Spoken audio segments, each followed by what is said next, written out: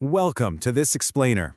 I was thinking recently, how do you actually go about spending $1 billion? Or honestly, even 100 billion? It's kind of a mind-bending question, right? Well, today, we are opening up the ultimate luxury vault. We're going to examine the verified economics of extreme wealth and look at the exact objects, vehicles, and properties that literally command the highest prices on Earth. Let's dive in. Okay, so to really understand this, we first have to grasp the sheer scale we're talking about. Look at this number. According to real-time tracking by Forbes, Jeff Bezos recently hit a verified net worth of over $278 billion. That is just an astronomical amount of money. When you have this level of capital, the normal rules of purchasing, they just completely evaporate. You aren't really buying things anymore. You are acquiring world-shaping assets. So here is our roadmap for today's Vault Tour. We'll be looking at the scale of extreme wealth, mega mansions and super yachts, ultra-luxury on four wheels, the fine art premium, flawless gems and timepieces, and finally, what money simply cannot buy. All right, Section 1, the scale of extreme wealth. The sheer magnitude of billionaire spending power in action is honestly staggering. To put it into perspective, reports show that Elon Musk managed to deploy an incredible $83 billion.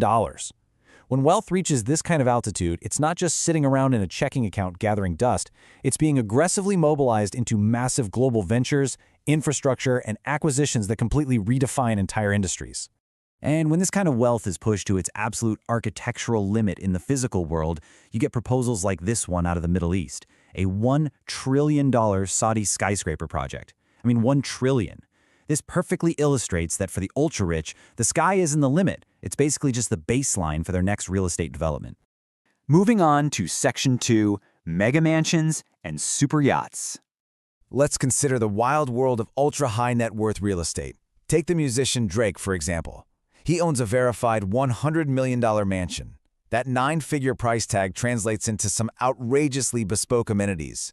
We're talking about a full NBA regulation basketball court and a world-class recording studio right inside the house. It makes an abstract $100 million feel massively tangible, doesn't it? These aren't just homes. They're essentially self-contained resorts, custom engineered to the exact specifications of the owner. But why stay on land? Check out Floyd Mayweather's $200 million super yacht. Now, the real secret of extreme wealth is that the purchase price is pretty much just the down payment. Forbes recently highlighted the massive ongoing costs of these vessels by looking at seized Russian oligarch yachts. Right now, those seized super yachts are just rotting in their berths, and maintaining them is costing taxpayers millions of dollars. The burn rate just to keep these floating palaces afloat is absolutely astronomical. Okay, Section 3, ultra-luxury on four wheels. Now, this brilliantly illustrates the massive gap between being rich and being ultra-rich. On one side, we have the Genesis GV80, which Forbes covers as a true luxury SUV, coming in at a very respectable $79,000. But on the flip side, the first electric Rolls-Royce, the Spectre, with a price tag of $560,000. At over $500,000, you aren't just paying for a quieter cabin, right? You're paying for an entirely different stratosphere of exclusivity.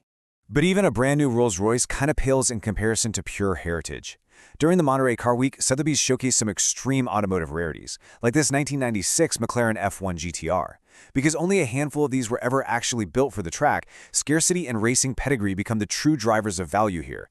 They turn a 30-year-old machine into an appreciating asset worth tens of millions. And if you want to see the absolute ceiling of this market, try $140 million. Yes, you heard that right. That is the verified jaw-dropping price tag for the 1955 Mercedes-Benz 300 SLR Uitlandhout Coupe. At $140 million, this vehicle completely transcends transportation.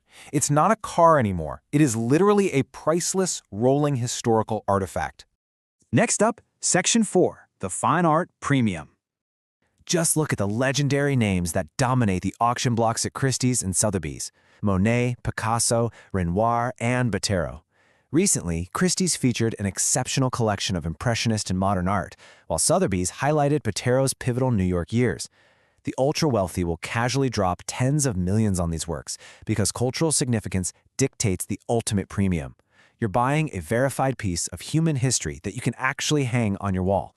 Which brings us to Section 5, flawless gems and timepieces. So, to understand how objects small enough to fit in the palm of your hand hold such massive value, we look to the Gemological Institute of America, or the GIA. They scientifically define value using the 4 C's: color, clarity, cut, and carat weight. And while clear diamonds are totally iconic, the GIA points out that fancy color diamonds with their dazzling brilliance and really captivating hues are actually the planet's most valued gems. And of course, nature is the ultimate creator of that staggering value. The GIA's laboratory in Botswana recently examined an extraordinary 37.41 carat natural rough diamond. What made it so incredibly special? Well, it featured extremely rare, distinct pink and colorless zones. A stone like this is practically a geological miracle, and its price tag perfectly reflects the millions of years it took the Earth to forge it. When this level of craftsmanship hits the retail auction market, the numbers get pretty dizzying. We've got a 100th anniversary Rolex at nearly $19,000, escalating to a Rolex GMT Master 2 at almost $55,000. Then we jump to an $85,000 Tiffany Platinum Diamond ring. And finally, a stunning Mozambique ruby and diamond necklace selling for a cool $110,000. Think about that for a second. All of these items are incredibly tiny, meticulously crafted, and command the price of a standard family home. Finally, Section 6. What money cannot buy. Because, let's face it, despite having hundreds of billions of dollars, there are still things completely out of reach.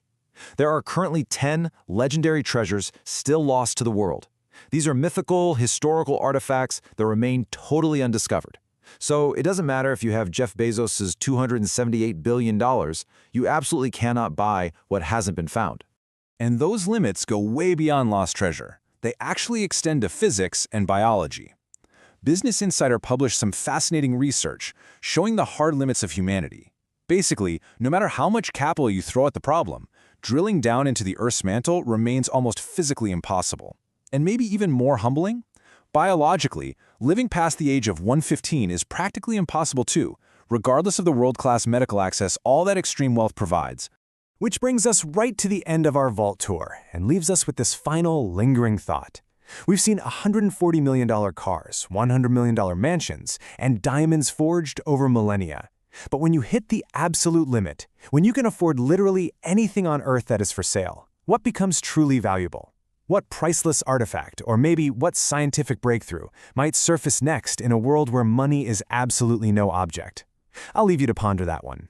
Thanks for joining me on this explainer, and keep your curiosity sharp.